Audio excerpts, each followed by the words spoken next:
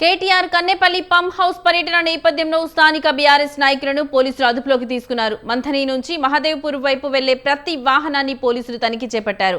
పెద్దపల్లి జిల్లా మంథని, రామగిరి, కమాన్పూర్, ముత్తారం మండలాల్లోని సుమారు 20 మంది బీఆర్ఎస్ నాయకులు, కార్యకర్తలను అదుపులోకి తీసుకుని పోలీస్ స్టేషన్కు తరలించారు. ప్రభుత్వ తీరును నిరసిస్తూ బీఆర్ఎస్ నాయకులు తీవ్ర ఆగ్రహం వ్యక్తం చేశారు. ముందస్తు అరెస్టులు ప్రజాస్వామ్యానికి విరుద్ధమని బీఆర్ఎస్ నేతలు విమర్శించారు. ఇక ఇదే అంశానికి సంబంధించిన మరింత సమాచారం మా కరెస్పాండెంట్ సంతోష్ ఫోన్ ద్వారా అందిస్తారు. సంతోష్, చెప్పండి, బీఆర్ఎస్ నేతలను కన్నెపల్లి హౌస్ కు ఎందుకు వెళ్ళనివ్వట్లేదు?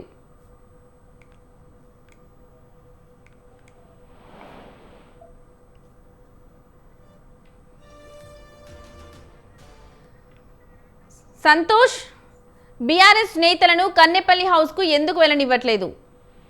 లక్ష్మీ, పెద్దపల్లి జిల్లా మంత్రిని పరిస్థితి అయితే ఉద్రిక్తంగా మారిందని చెప్పుకోవచ్చు. జయశంకర్ భూపాలపల్లి జిల్లా మహదేవ్పూర్ మండలంలోని కన్నెపల్లి పంప్ హౌస్ ను సందర్శించేందుకు వస్తున్నటువంటి బీఆర్ఎస్ వర్కింగ్ ప్రెసిడెంట్ కేటీఆర్ ను కలిసేందుకు వెళ్తున్నటువంటి బీఆర్ఎస్ నేతలు, కార్యకర్తలను పోలీసులు మంత్రిని మధ్య అడ్డుకున్నారు. దీంతో మంత్రిని పాత పెట్రోల్ బంక్ సమీపంలో ఉన్నటువంటి మంత్రిని కాటారం ప్రధాన రహదారిపై అయితే బీఆర్ఎస్ శ్రేణులు పెద్ద ఎత్తున బైఠాయించి ధర్నాకైతే దిగారు. అయితే ప్రభుత్వం, పోలీసుల పనితీరు వ్యతిరేకంగా నినాదాలు చేస్తూ నిరసన వ్యక్తం చేస్తున్నారు. ఈ ధర్నా చొప్పదండి మాజీ ఎమ్మెల్యే సుంక రవిశంకర్ తో పాటు పలువురు బీఆర్ఎస్ నేతలు కూడా, కార్యకర్తలు పాల్గొన్నారు. ఇప్పటికే పలువురు నాయకులను పోలీసులు ముందస్తుగా అదుపులోకి తీసుకున్నట్టుగా కూడా తెలుస్తుంది. మరికొందరిని ముందుగా వెళ్లకుండా అడ్డుకున్నారు. దీంతో మంత్రిని కాటారం ప్రధాన రహదారిపై కొంతసేపు ట్రాఫిక్ అంతరాయం అయితే ఏర్పడింది. పరిస్థితిని అదుపులోకి తీసుకునేందుకైతే పోలీసులు భారీగా మోహరించి నిరసనకారులతో చర్చించి వారిని అదుపులోకి తీసుకుంటున్నారు. మరోవైపు ఈ ముందస్తు ఆంక్షలు ప్రజాస్వామ్యానికి విరుద్ధమని బీఆర్ఎస్ నేతలు ఆరోపిస్తున్నారు. అయితే ఇప్పటికే రాష్ట్రంలో వర్షాలు లేక రైతులు ఎదుర్కొంటున్నటువంటి సమస్యలను చూస్తున్నటువంటి బీఆర్ఎస్ శ్రేణులు ఇటు కన్నెపల్లి, అదేవిధంగా కాళేశ్వరం ప్రాజెక్టును సందర్శించేందుకైతే పెద్ద ఎత్తున వెళ్లారు. దీనికోసం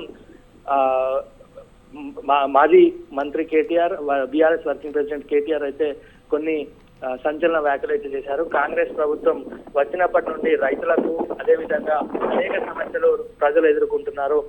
తమకు చేత కాకపోతే కాళేశ్వరం ప్రాజెక్టును మాకు అప్పగించి చూపెట్టండి, మరి కొద్ది రోజుల్లోనే రైతుల సమస్యలు తీరుస్తామంటూ కూడా వ్యాఖ్యలు చేస్తున్న పరిస్థితి అయితే కనిపిస్తుంది. మొత్తంగా కూడా చూసుకున్నట్లయితే కాళేశ్వరం ప్రాజెక్టును వెళ్లకుండా, కన్నెపల్లి ప్రాజెక్టును సందర్శించకుండా ఉండేందుకైతే పోలీసులు అడ్డుకున్న పరిస్థితి అయితే ఉంది. దీంతో పెద్ద ఎత్తున కూడా ఉద్రిక్తత వాతావరణం అయితే నెలకొంది. లక్ష్మి, రైట్ సంతోష్, మనం చూస్తున్నట్లయితే కన్నెపల్లి పంప్ హౌస్ విషయంలో బీఆర్ఎస్ చేస్తున్న ఆరోపణలు నిజమేనా? అంటే బీఆర్ఎస్ కాంగ్రెస్ మధ్య సవాళ్ల పర్వం నేతల వ్యాఖ్యల వద్దే ఆగిపోతుందా?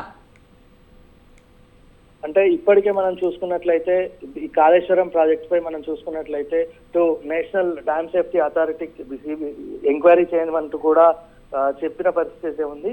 అదేవిధంగా ఇప్పుడు బీఆర్ఎస్ నాయకులు కూడా తాము నిర్మించినటువంటి ప్రపంచంలోనే అతిపెద్ద లిఫ్ట్ ఇరిగేషన్ ప్రాజెక్ట్ అయినటువంటి కాళేశ్వరం ప్రాజెక్టు ఎక్కడ నిర్మించలేదు, కేవలం తెలంగాణ రాష్ట్ర ప్రజల కోసం తాము చేసినటువంటి, ఎంతో ప్రతిష్టాత్మకంగా నిర్మించినటువంటి ఈ ప్రాజెక్టు పై నిందలు వేయడమే కాకుండా చిన్న చిన్న సమస్యలకు అనర్థాలు తీసుకొచ్చి బీఆర్ఎస్ ప్రభుత్వం ఏదో తప్పు చేసిందంటూ వ్యతిరేకత తీసుకొచ్చినారంటూ కూడా బీఆర్ఎస్ శ్రేణులు చెప్తున్న పరిస్థితి అయితే కనిపిస్తా ఉంది.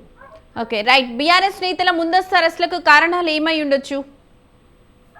అంటే ముందస్తుగా కాంగ్రెస్, బీఆర్ఎస్ పార్టీకి సంబంధించినటువంటి శ్రేణులు ఇప్పటికే కాళేశ్వరం ప్రాజెక్టుకు కేటీఆర్, బీఆర్ఎస్ పార్టీ నాయకులు పెద్ద ఎత్తున వచ్చి సందర్శించి అక్కడ ఉన్నటువంటి అసలు కాంగ్రెస్ ప్రభుత్వం ఏం చేస్తుందన్న విషయాలు బీఆర్ఎస్ పార్టీ బయట పెడుతుందన్న సంగతి కాంగ్రెస్ పార్టీ దీనివల్లనే ముందస్తుగా అరెస్ట్ చేస్తున్నారు. అందుకే తమ ఇలాంటి చర్యలు చేస్తున్నప్పుడు ఇవన్నీ అడ్డుకోవడానికి కారణం కాంగ్రెస్ ప్రభుత్వం చేస్తున్నటువంటి నిర్వాహకం బయటపడుతుందనే వీళ్ళు చేస్తున్నారంటూ కూడా బీఆర్ఎస్ శ్రేణులు చెప్తున్న పరిస్థితి అయితే ఉంది. Lakshmi, right Santosh, thank you for the updates.